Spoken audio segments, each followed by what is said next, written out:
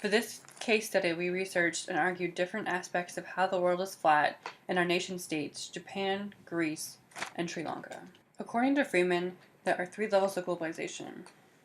The first being 1.0, which he defines as countries flexing their muscles, industrial development, and the beginning of global integration. In Japan, the Industrial Revolution occurred around the same time as the United States.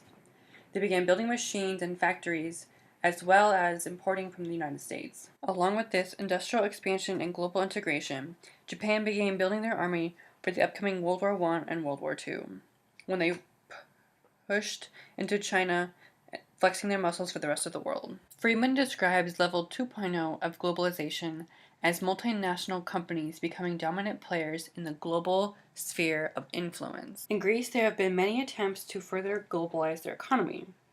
The first example would be when large American corporations such as Coke and Microsoft came to Greece to engage Greeks in employment-boosting products. In addition, in 2014, 16 high-tech Greek enterprises participated in an SXSW startup village in Austin, Texas, where Greek businesses were acquired and funded by American companies.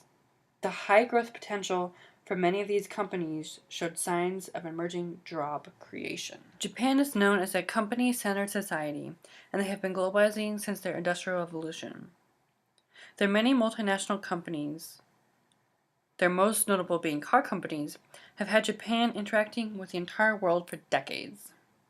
They continue to outsource and employ over 5 million people outside of Japan, making them a huge presence across the world. In Sri Lanka, domestic companies are influencing how foreign subsidiaries of multinational corporations are engaging in levels of corporate social responsibility.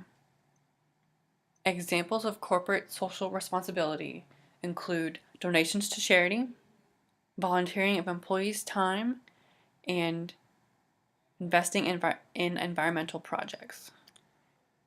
Currently, there are no domestic regulation requirements for foreign subsidiaries to engage in corporate social responsibility.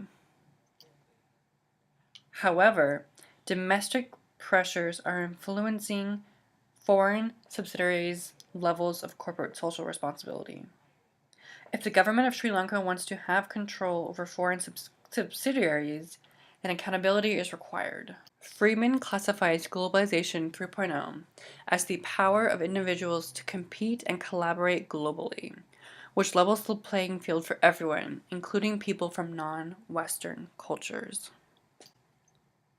Technology often plays an important role as countries advance to the 3.0 level of globalization. Sri Lanka in many ways has not reached the 3.0 stage of globalization, but e-government or electronic government is one example suggesting this could be changing. E-government in Sri Lanka is centered around the individual level, or citizens.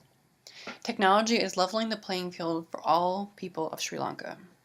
This creates greater accessibility for all citizens. This movement is the result of information and communication technology improvements and advancements.